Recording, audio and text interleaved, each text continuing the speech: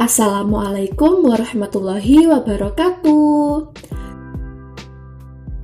Selamat pagi anak-anak. Bagaimana kabarnya hari ini? Semoga semuanya selalu sehat ya, dan senantiasa dalam perlindungan Allah Subhanahu wa Ta'ala. Amin.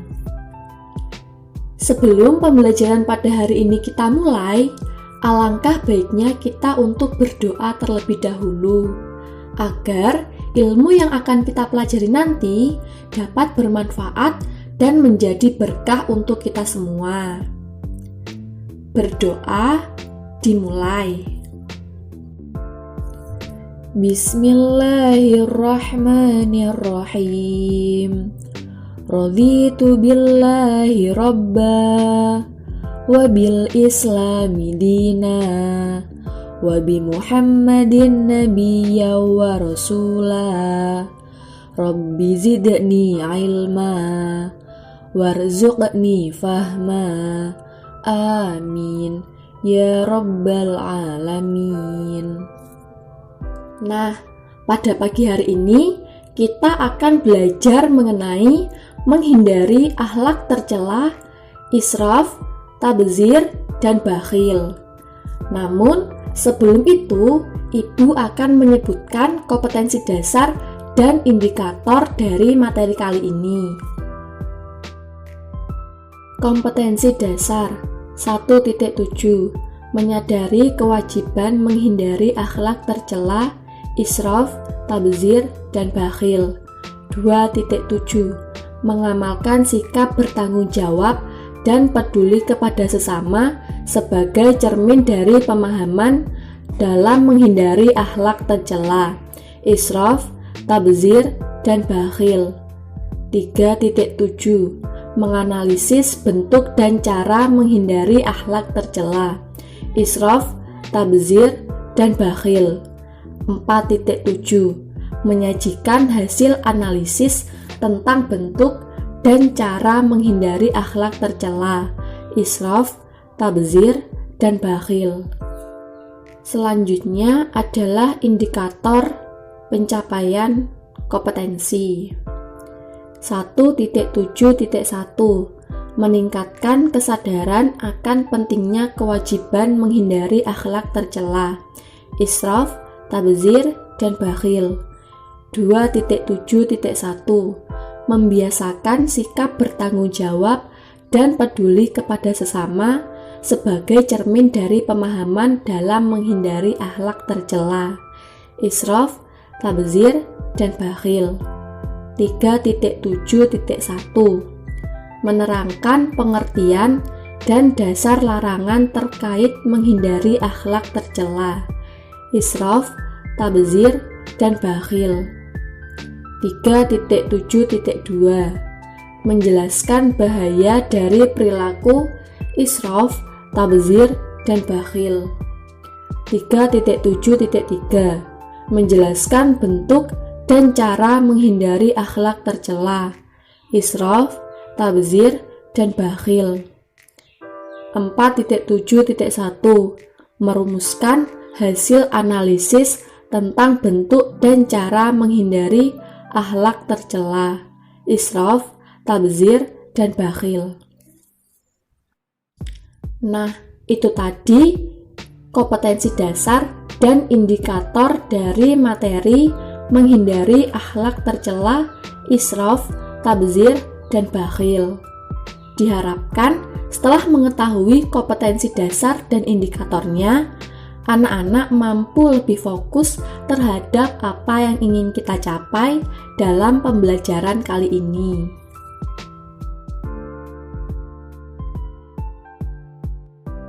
Baik, selanjutnya kita langsung masuk ke materi ya. Yang pertama ada israf. Secara bahasa, israf berasal dari kata yusrifu, israfan, asrofa. yang memiliki makna bersukaria yang melampaui batas. Sedang secara istilah adalah melampaui batas atau bisa juga disebut dengan berlebih-lebihan. Dapat diartikan sebagai suatu tindakan yang dilakukan seseorang di luar kewajaran atau kepatutan. Israf juga merupakan akhlak tercela. Allah Subhanahu wa taala berfirman dalam Quran surat Al-A'raf ayat 31. A'udzubillahi minasyaitonirrajim. Bismillahirrahmanirrahim. Ya bani Adam hudurisnatakum indakulla masjid.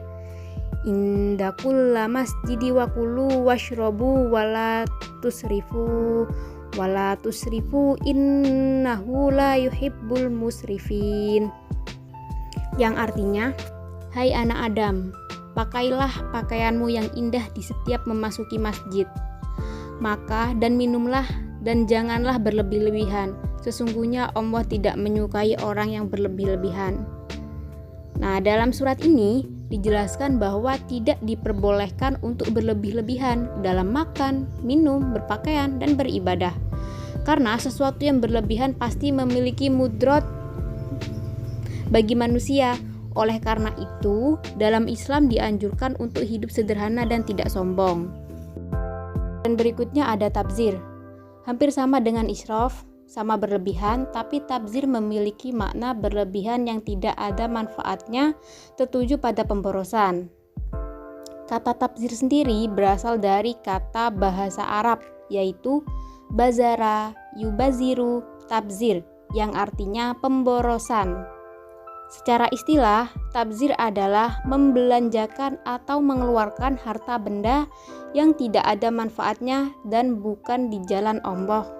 Islam juga melarang perbuatan ini karena bisa merugikan dirinya dan sekaligus orang lain. Boros itu juga disebut saudara setan oleh Al-Quran bagaimana firman Allah. A'udzubillahi minasyaitonirrajim. Bismillahirrahmanirrahim. Innal mubaddarina kanu ihwanasyayatin wa kana syaitanu lirabbihi kafura. Yang artinya, sesungguhnya pemboros-boros itu adalah saudara-saudara syaitan, dan syaitan itu adalah sangat ingkar kepada Tuhannya. Quran surat Al-Isra ayat 27. Yang berikutnya ada sifat bakhil. Allah Subhanahu wa taala melarang umat Islam untuk memiliki sifat bakhil karena termasuk penyakit hati yang sangat dibenci oleh Allah. Bakhil sendiri berasal dari kata bakhila atau bakhula yabhalu yang artinya memegang erat dan menahan. Maka definisi bakhil adalah menahan apa yang seharusnya tidak ditahan. Padanan kata bakhil dalam bahasa Indonesia yakni kikir dan pelit. Allah telah mengingatkan bahwa bakhil adalah sifat yang amat tercela. Allah berfirman, "Ingatlah, kalian adalah orang-orang yang diminta untuk menafkahkan sebagian harta kalian di jalan Allah. Namun di antara kalian terdapat orang-orang yang bakhil.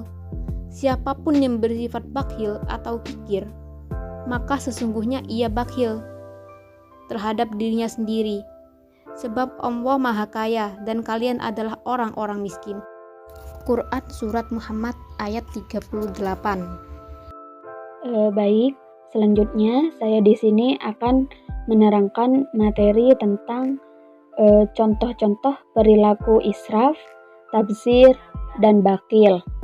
Yang pertama ialah contoh dari perilaku israf, yaitu berlebihan dalam berbelanja, dan yang kedua ialah berlebihan dalam membeli makanan atau minuman yang akan menimbulkan mubazirnya makanan dan minuman.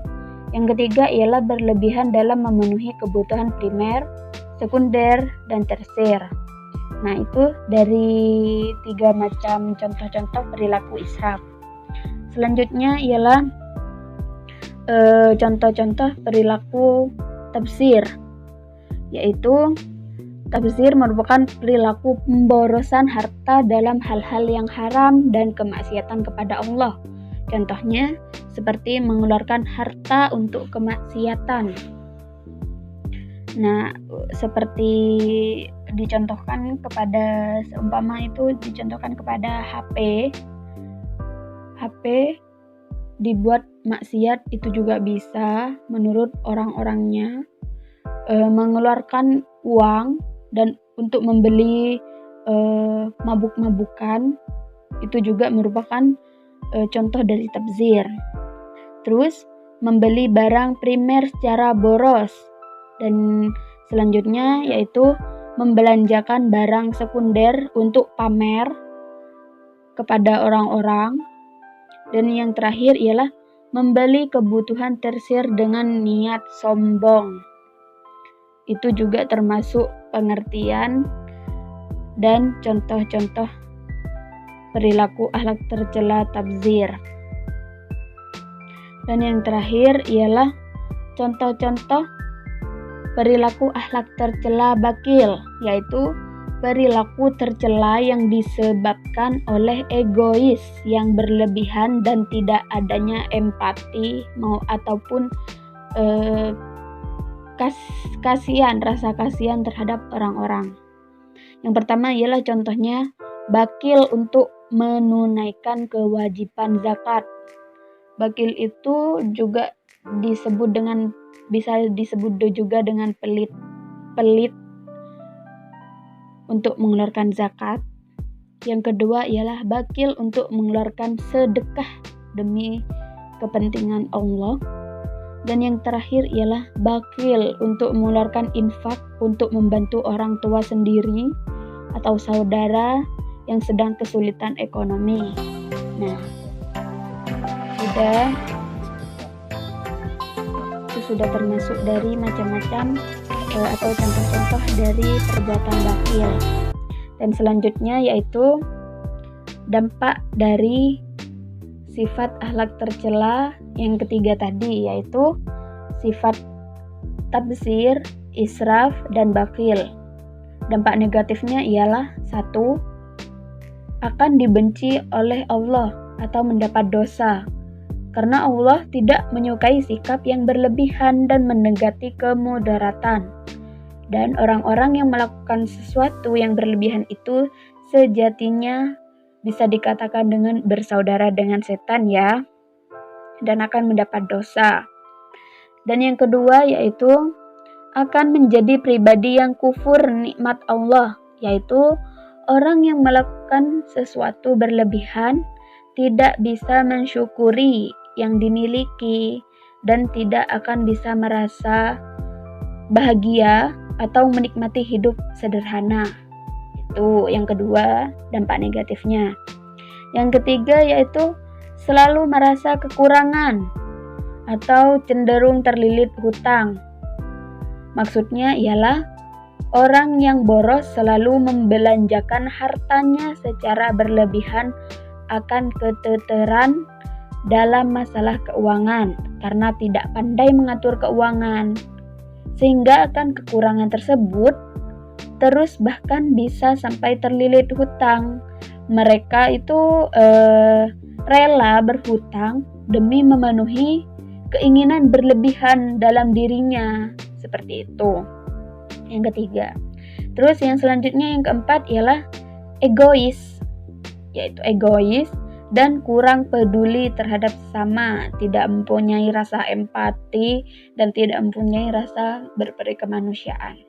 Maksudnya ialah orang yang selalu menuruti hawa nafsunya dan keinginannya akan cenderung memuaskan dan memikirkan dirinya sendiri.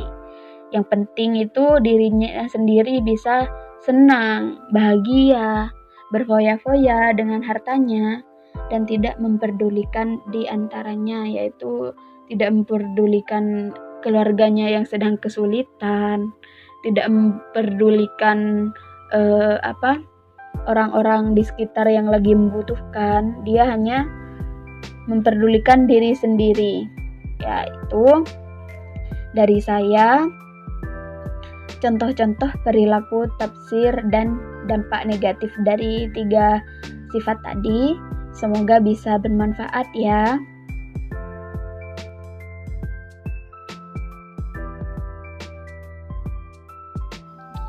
Baik, di bagian terakhir ini saya akan menjelaskan mengenai upaya menghindari perilaku tercela, israf, tabdzir, dan bakhil. Adapun yang pertama yaitu upaya menghindari perilaku israf atau berlebih-lebihan. Yaitu yang pertama, senantiasa mengingat bahwa perilaku berlebih-lebihan adalah perilaku yang dekat dengan setan dan merupakan perilaku yang dibenci oleh Allah Subhanahu wa Ta'ala.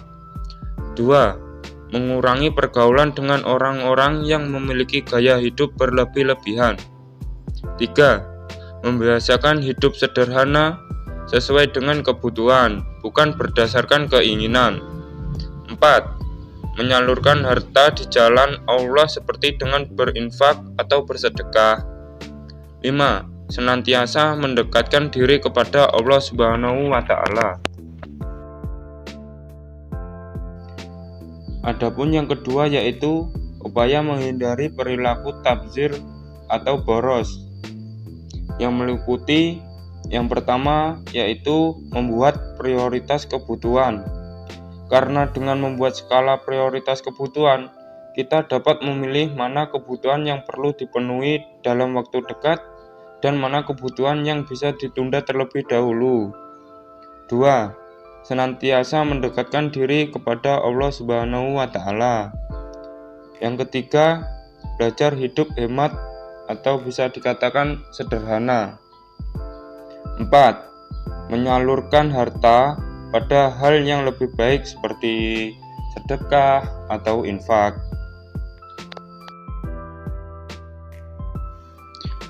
Dan yang ketiga yaitu upaya menghindari perilaku bakhil atau kikir.